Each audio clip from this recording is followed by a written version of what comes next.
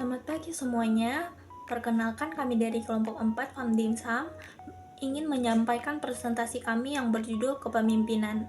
Anggota kelompok kami terdiri dari saya sendiri Deska Manisa yang akan menjelaskan slide 1 sampai 3 dan nanti akan dilanjutkan oleh rekan-rekan saya Asti Utami, Laili Wakidah, Prestila, dan Gera Putra. Materi ini membahas tentang peran penting seorang pemimpin dalam dunia usaha dan organisasi, terutama dalam mengembangkan karyawan agar lebih produktif dan bekerja sama dengan baik. Harapannya setelah presentasi ini, kita semua bisa lebih memahami apa itu kepemimpinan yang efektif dan bagaimana cara menerapkan dalam lingkungan kerja maupun kehidupan sehari-hari. Kunci keberhasilan usaha. Kepemimpinan yang efektif merupakan faktor pembeda utama antara wirausaha yang sukses dan yang gagal. Peter F. Drucker, seorang pakar manajemen, terkenal menyatakan bahwa manajer adalah sumber daya paling penting dalam bisnis. Namun, data menunjukkan bahwa 50% perusahaan baru gagal dalam 2 tahun pertama, bahkan hanya 30% yang bertahan sampai tahun kelima. Salah satu penyebab utama adalah kepemimpinan yang lemah. Karena itu, seorang pemimpin harus mampu menguasai diri sendiri, memotivasi karyawan, dan membangun kerjasama yang solid.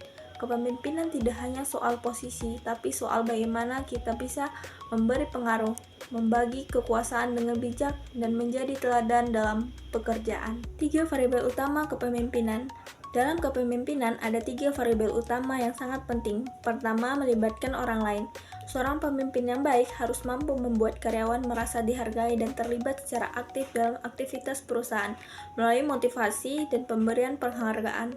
Kedua, distribusi kekuasaan. Artinya, pemimpin tidak memegang semua kendali sendiri, tapi juga memberi wewenang kepada karyawan agar bisa bertindak dan bertanggung jawab dengan tetap dan ada pengawasan yang efektif. Ketiga, penanaman pengaruh. Seorang pemimpin harus bisa mempengaruhi perilaku karyawan secara positif dan menjadi contoh dalam melaksanakan tugas demi kemajuan bersama. Jadi, kepemimpinan bukan hanya soal memerintah, tapi juga bagaimana membangun hubungan kerja yang sehat dan produktif. Selanjutnya, ada 2 pendekatan utama kepemimpinan. Yang pertama ada pendekatan sifat-sifat, memfokuskan pada ciri kepribadian pemimpin seperti inteligensi, keramahan, dan kemampuan komunikasi yang tinggi, serta sifat seperti tanggung jawab dan integritas. Kesimpulannya, pendekatan sifat-sifat ini menekankan pada kualitas pribadi seseorang pemimpin yang dianggap bawaan atau melekat, seperti kecerdasan, integritas, dan kemampuan komunikasi.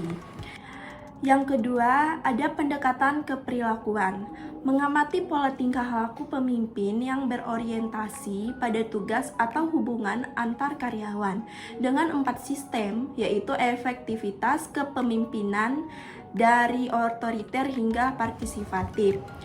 Kesimpulannya, pendekatan perilakuan ini lebih menyoroti tindakan dan gaya kepemimpinan, apakah pemimpin fokus pada tugas atau hubungan, serta seberapa partisipatif atau otoriter ia dalam memimpin. Selanjutnya, ada teori munculnya pemimpin dan sifat-sifat utama. Yang pertama, ada teori genetis. Pemimpin sudah memiliki bakat sejak lahir dan tidak dapat dibuat. Yang kedua, teori sosial. Pemimpin dapat dibentuk melalui pendidikan dan pengalaman. Yang ketiga, teori ekologis. Bakat pemimpin dikembangkan melalui pendidikan dan pengalaman. Sifat utama, pemimpin meliputi energi jasmani dan mental, kesadaran tujuan, antusias, keramahan, integritas, ketegasan, kecerdasan, keterampilan mengajar, dan kepercayaan dari bawahan. Intinya, kepemimpinan ini berasal dari bawaan lahir, dibentuk melalui pengalaman atau gabungan keduanya, dan ditunjang oleh beberapa sifat positif yang menunjang efektivitas dalam memimpin. Selanjutnya yaitu tipe-tipe kepemimpinan. Jadi pemimpin dapat dibedakan berdasarkan gaya dan pendekatannya. Nomor 1 yaitu karismatik, memiliki daya tarik luar biasa yang menginspirasi pengikut.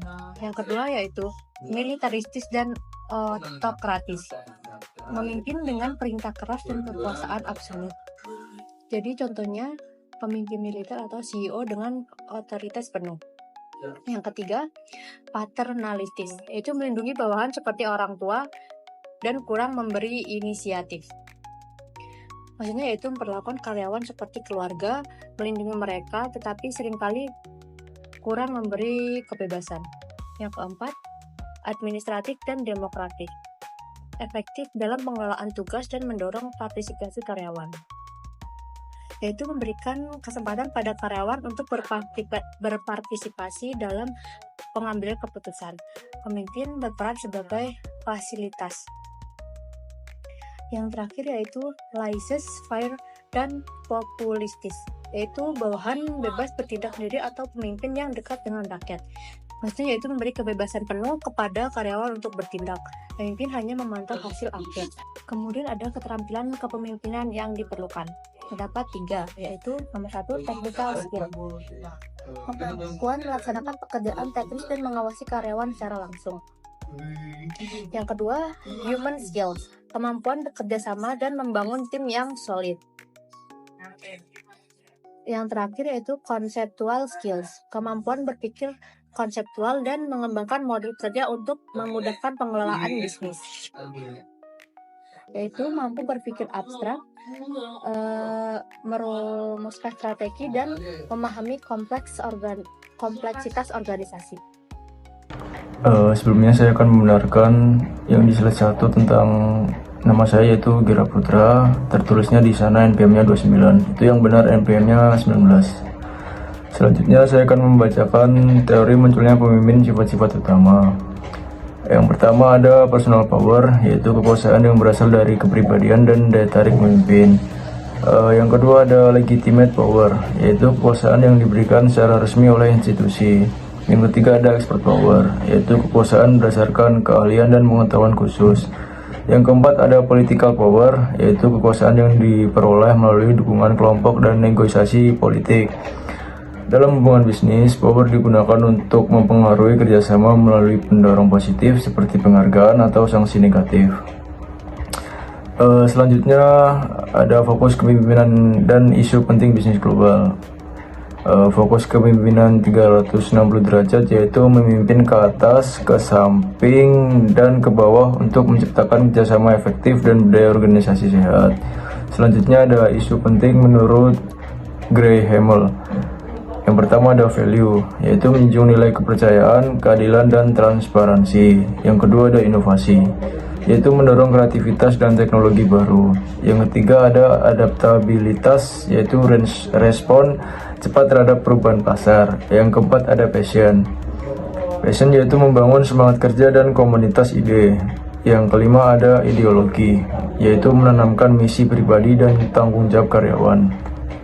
Kesimpulan, keberhasilan dalam berwirausaha sangat dipengaruhi oleh kepemimpinan yang baik.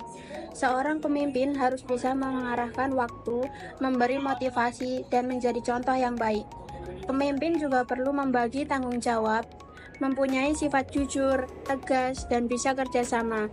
Ada banyak gaya kepemimpinan, tetapi yang penting adalah bisa menyesuaikan diri dengan situasi. Selain itu, pemimpin harus punya keterampilan kerja, bisa bergaul dengan orang lain, dan berpikir secara menyeluruh. Di zaman sekarang, pemimpin juga harus siap menghadapi perubahan, berpikir kreatif, dan menjaga nilai kejujuran dan semangat kerja.